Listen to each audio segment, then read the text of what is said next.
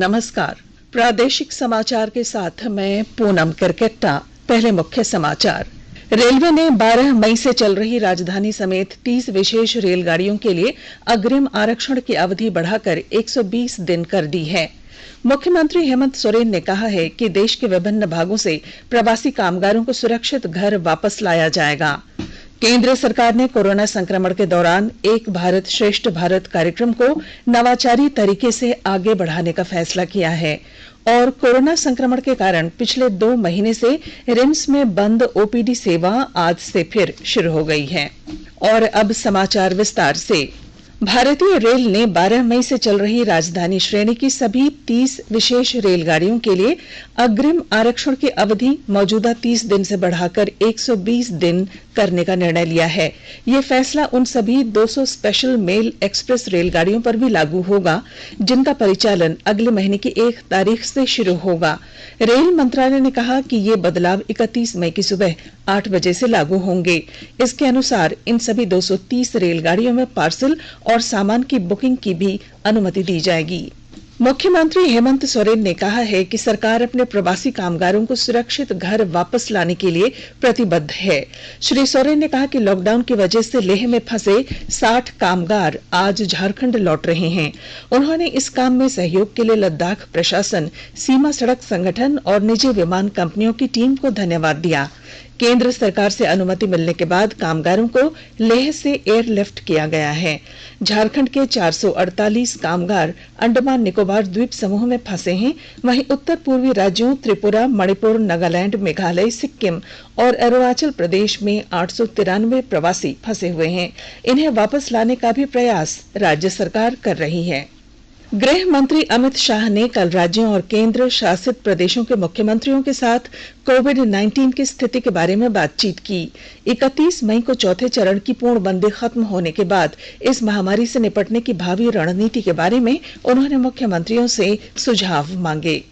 पिछले 24 घंटों के दौरान 18 नए कोरोना पॉजिटिव मिलने के बाद संक्रमित मरीजों की संख्या 260 हो गई है। वहीं राज्य में अब तक 213 मरीज स्वस्थ हो चुके हैं। राज्य में अब तक कुल संक्रमितों की संख्या 477 हो गई है।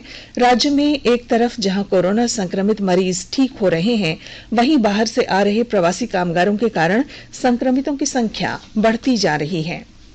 बोकारो जिले में 2 और नए कोरोना पॉजिटिव केस की पुष्टि हुई है। दोनों प्रवासी श्रमिक हैं। एक व्यक्ति कानपुर उत्तर प्रदेश से जबकि दूसरा व्यक्ति महाराष्ट्र से आया है। इनकी उम्र लगभग 28 और 36 वर्ष है। दोनों गोमिया स्थित इंस्टीट्यूशनल क्वारंटीन सेंटर में रखे गए हैं। उपायुक्त मुकेश कुमार ने बताया है कि दोनों ही संक्रमित मरीजों को बोकारो जनरल अस्पताल कोविड-19 वार्ड में इलाज के लिए भर्ती कराया जाएगा। जामताड़ा जिले में मनरेगा के तहत संचालित योजनाओं के माध्यम से मजदूरों को रोजगार उपलब्ध कराने के लिए जिला प्रशासन हर संभव प्रयास कर रहा है। और जानकारी दे रहे हैं हमारे संवाददाता। उपायुक्त गणेश कुमार ने बताया कि जिले के ग्रामीण क्षेत्रों में प्रारंभ कराए गए बिरसा हरित ग्राम योजना, मुख्यमंत्री जल समृद्धि योजना सहित अन्य योजनाओं में अधिक से अधिक मजदूरों को जोड़ने का निर्देश दिया गया है ताकि ग्रामीण अर्थव्यवस्था में सुधार लाया जा सके। उपायुक्त ने कहा कि जनधन योजना, उज्ज्वला योजना एवं किसान सम्मान निधि का भी लाभ लाभुकों को दिया जा रहा है। कार्यस्थल पर सोशल डिस्टेंसिंग सहित अन्य जरूरी सुविधाएं उपलब्ध कराई गई है। सुभाष प्रसाद सिंह, आकाशवाणी समाचार, जामताड़ा। केंद्र सरकार के प्रधान वैज्ञानिक सलाहकार डॉक्टर के विजय राघवन ने कहा है कि कोविड-19 महामारी से निपटने के लिए बड़े उद्योगों से लेकर व्यक्तिगत प्रयास कर रहे लोगों तक लगभग 30 समूह वैक्सीन बनाने के कार्य में लगे हैं। उन्होंने नई दिल्ली में कहा कि इनमें से लगभग 20 समूहों को बेहतर सफलता मिल रही है। श्री राघवन ने कहा कि वैक्सीन विकसित करने के लिए 3 तरह से काम किया जा रहा है। इनमें स्वदेशी प्रयास, अन्य कंपनियों के साथ सहयोग से किए जा रहे प्रयास और प्रमुख कंपनियों द्वारा की जा रही पहल शामिल है। आकाशवाणी के समाचार सेवा प्रभाग आज फोन इन कार्यक्रम में कोविड-19 पर विशेष परिचर्चा प्रसारित करेगा। इस परिचर्चा में अखिल भारतीय आयुर्विज्ञान संस्थान नई दिल्ली के वरिष्ठ चिकित्सक डॉक्टर प्रसून चैटर्जी हिस्सा लेंगे। कार्यक्रम रात 9:30 से FM गोल्ड और अतिरिक्त मीटरों पर सुना जा सकेगा। श्रोता स्टूडियो में फोन कर विशेषज्ञ से सवाल पूछ सकते हैं। नंबर है 011-2331-4444। हमारा टोल फ्री नंबर है 1800-115767। हैशटैग आस्क AIR का इस्तेमाल कर Twitter handle @AIR news alert से भी सवाल पूछे जा सकते हैं।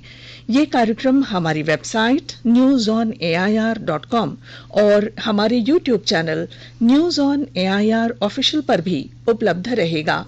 Mobile app news on AIR से भी अपलोड लिए जा सकते हैं। स्वास्थ्य और परिवार कल्याण मंत्रालय ने लोगों को सलाह दी है कि वे नोवेल कोरोना वायरस से अपने को सुरक्षित रखने के लिए सभी बुनियादी एहतियाती उपायों का पालन करें और सामाजिक दूरी बनाए रखें। एक रिपोर्ट। सरकार ने कहा है कि आवश्यक वस्तुओं की पर्याप्त आपूर्ति जारी है और लोगों को चिंता करने की कोई जरूरत नहीं है। लोगों को सलाह दी जाती है कि वे आवश्यक वस्तुओं और चिकित्सा सामानों की खरीदारी करते समय धैर्य रखें और शांत रहें। आवश्यक वस्तुओं को खरीदने के लिए बार बार बाहर निकलने से बचें। साथ ही लोगों से हाथ मिलाने और गले लगने से भी बचना चाहिए। बाजार, मेडिकल स्टोर और अस्पतालों में लोग कम से कम 1 मीटर की दूरी बनाए रखें। घर पर गैर जरूरी सामाजिक समारोह से बचा जाना चाहिए और घर पर मेहमानों को नहीं बुलाना चाहिए। लोगों को अपनी आंख, नाक और मुंह छूने से बचना चाहिए और लगातार हाथ साफ करते रहना चाहिए। हाथ को दोनों तरफ से कम 20 सेकंड तक रगड़कर धोना चाहिए। यदि कोई व्यक्ति खांसी या बुखार से पीड़ित है तो वह दूसरों के संपर्क में आने से बचे और डॉक्टर से तुरंत परामर्श ले। स्वास्थ्य मंत्रालय ने कोरोना वायरस के बारे में जानकारी के लिए एक टोल फ्री नंबर 1075 जारी किया है। इधर राज्य सरकार की ओर से भी कई दिशा निर्देश जारी किए गए हैं। इस सिलसिले में सरकार ने हेल्पलाइन नंबर 181 जारी किया है। सरकार ने कहा है कि कोरोना वायरस से संदिग्ध तौर पर संक्रमित कोई व्यक्ति पाया जाता है तो इसकी सूचना 0651 जो रांची का कोड है और टेलीफोन नंबर 2261-000 तथा 2261-002 के अलावा फैक्स नंबर 2261-856 और मोबाइल नंबर 9955837428 पर दी जा सकती है। आकाशवाणी रांची भी आपसे अपील करता है कि कोविड-19 के संक्रमण से बचने और अन्य लोगों को सुरक्षित रखने के लिए कृपया घर पर ही रहें और सरकारी दिशा निर्देशों का पालन करें। आकाशवाणी के ताजा तरीन समाचारों के लिए आप हमारी वेबसाइट newsonair.com पर लॉग ऑन कर सकते हैं। ताजा समाचार ट्विटर @AIR न्यूज अलर्ट्स और Facebook page all India radio news पर भी उपलब्ध है। आप प्रादेशिक समाचार एकांश के ट्विटर अकाउंट @news_रांची और Facebook page AIR news Ranchi के अलावा YouTube channel regional news unit Ranchi पर भी हमारे बुलेटिन सुन सकते हैं। प्रादेशिक समाचार आप आकाशवाणी रांची से सुन रहे हैं। सरकार ने कोरोना संक्रमण के दौरान एक भारत श्रेष्ठ भारत कार्यक्रम को नवाचारी तरीकों से आगे बढ़ाने का फैसला किया है। कार्यक्रम के सहभागी मंत्रालयों के सचिवों की हाल की बैठक में यह निर्णय लिया गया। बैठक के दौरान मानव संसाधन विकास सचिव अमित खरे ने मौजूदा स्थितियों में एक भारत श्रेष्ठ भारत कार्यक्रम के कार्यान्वयन के लिए नवाचारी उपाय अपनाने पर बल दिया। पर्यटन सचिव योगेंद्र त्रिपाठी ने कहा कि मंत्रालय के तहत विभिन्न संस्थान पर्यटन के विभिन्न पक्षों पर डिजिटल माध्यम से विचार विमर्श वेबिनार का आयोजन कर रहे हैं।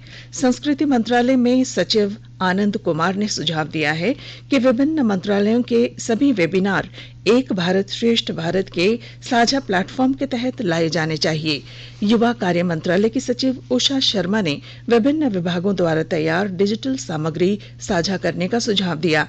सूचना और प्रसारण मंत्रालय में संयुक्त सचिव विक्रम सहाय ने कहा कि प्रत्येक राज्य के सफल अनुभव भी अन्य राज्यों से साझा किए जाने चाहिए। एक भारत श्रेष्ठ भारत कार्यक्रम का उद्देश्य लोगों को राज्यों की समृद्ध विरासत, संस्कृति और परंपराओं से परिचित कराना है, ताकि वे भारत की विविधता को समझ सकें और उसकी सराहना कर सकें। इस कार्यक्रम के अंतर्गत गतिविधियों को संचालित करने के लिए प्रत्येक प्रतिभागी मंत्रालय और विभाग डिजिटल माध्यमों का रुख करेंगे। इसके व्यापक प्रसार के लिए एक भारत श्रेष्ठ भारत वेबिनार आयोजित की जाएगी। एक भारत श्रेष्ठ भारत डिजिटल संसाधनों के लिए साझा तैयार किया जाएगा, जिसका उपयोग प्रत्येक मंत्रालय कर सकेंगे। बैठक के दौरान संशोधित संचार योजना तैयार करने पर भी चर्चा हुई। अनुपम मिश्र, आकाशवाणी समाचार, दिल्ली। कोरोना संक्रमण के कारण पिछले 2 महीने से रिम्स में बंद ओपीडी सेवा आज से फिर शुरू हो गई है। रिम्स के निदेशक डॉक्टर डीके सिंह ने सभी चिकित्सकों को ओपीडी सेवा शुरू करने के लिए निर्देश दिया था। ओपीडी में कोरोना संक्रमण से बचाव के लिए उपाय किए गए हैं। डॉक्टर सिंह ने बताया कि स्वास्थ्य विभाग से मिले निर्देश के बाद ये सेवा शुरू की जा रही है। ओपीडी में मरीजों का इलाज सुबह 9 बजे से शाम 5 बजे तक होगा। वन उत्पादों पर खरीद बिक्री पर रोक हटाए जाने के बाद कृषि और वन उत्पादों की बिक्री से अर्थव्यवस्था में सुधार होने लगा है। और जानकारी दे रहे हैं हमारे संवाददाता। जिले के कई प्रखंडों में केंदू पत्ता संग्रहण का काम शुरू हुआ है।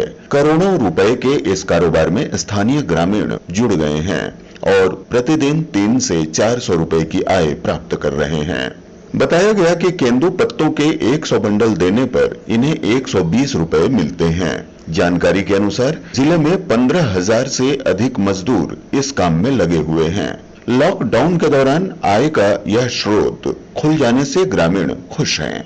कोरोना से बचाव के मद्देनजर वे सामाजिक दूरी बरतते हुए और मास्क का इस्तेमाल करते हुए केंदू पत्ता तोड़ने का काम कर रहे हैं। मनोज कुमार सिन्हा, मनु, आकाशवाणी समाचार, सिमडेगा। राष्ट्रीय मानवाधिकार आयोग ने कहा है कि प्रवासी मजदूरों को ले जा रही विशेष रेलगाड़ियां न केवल देर से शुरू हो रही हैं, बल्कि अपने गंतव्य तक पहुंचने के लिए कई अतिरिक्त दिन भी ले रही हैं। आयोग ने गुजरात और बिहार की सरकारों तथा रेलवे बोर्ड के चेयरमैन के साथ गृह सचिव को नोटिस जारी कर ये बात कही है। आयोग ने आरोप लगाया है कि यात्रा के दौरान कई प्रवासी मजदूरों को पेयजल और भोजन की कोई व्यवस्था न होने के कारण जान गंवानी पड़ी है। आयोग ने मीडिया रिपोर्टों का संज्ञान लेते हुए कहा है कि 4 सप्ताह के भीतर इस मामले में एक विस्तृत रिपोर्ट प्रस्तुत की जाए। भारतीय स्टेट बैंक ने सभी जमा अवधि की राशियों पर ब्याज दर 40 आधार अंकों तक घटा दी है। मई में बैंक ने सावधि जमा पर दूसरी बार कमी की है। बैंक ने 12 मई को जमा राशियों पर ब्याज दरें घटाई थी।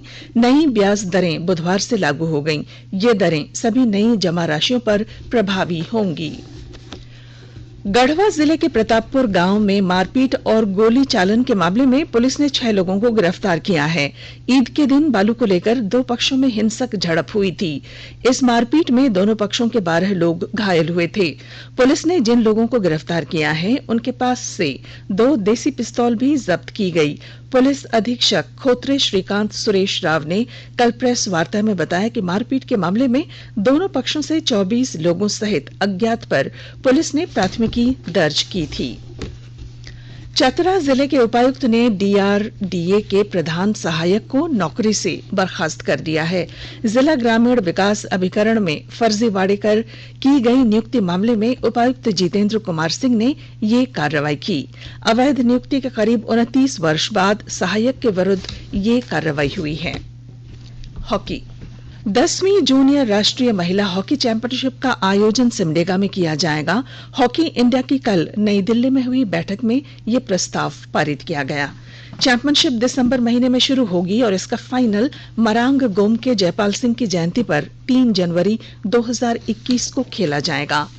और अब संक्षिप्त खबरें। जीटी रोड पर गोरहर थाना क्षेत्र के बेंडा सिंघा मोड़ के पास पुलिस ने मवेशी लदे एक ट्रक को पकड़ा। उसमें 18 गायें और 6 बैल लादे गए थे। गढ़वा के प्रतापपुर में बालू को लेकर 2 पक्षों के बीच हुई हिंसक झड़प में पुलिस ने 6 लोगों को गिरफ्तार किया है। और बुलेटिन के आखिर में मुख्य समाचार। रेलवे ने 12 मई से चल रही राजधानी समेत 30 विशेष रेलगाड़ियों के लिए अग्रिम आरक्षण की अवधि बढ़ाकर 120 दिन कर दी है। मुख्यमंत्री हेमंत सोरेन ने कहा है कि देश के विभिन्न भागों से प्रवासी कामगारों को सुरक्षित घर वापस लाया जाएगा। केंद्र सरकार ने कोरोना संक्रमण के दौरान एक भारत श्रेष्ठ भारत कार्यक्रम को नवाचारी तरीके से आगे बढ़ाने का फैसला किया है और कोरोना संक्रमण के कारण पिछले 2 महीने से रिम्स में बंद ओपीडी सेवा आज से फिर शुरू हो गई है। और इसके साथ ही आकाशवाणी रांची से प्रादेशिक समाचार का ये बुलेटिन समाप्त हुआ। नमस्कार।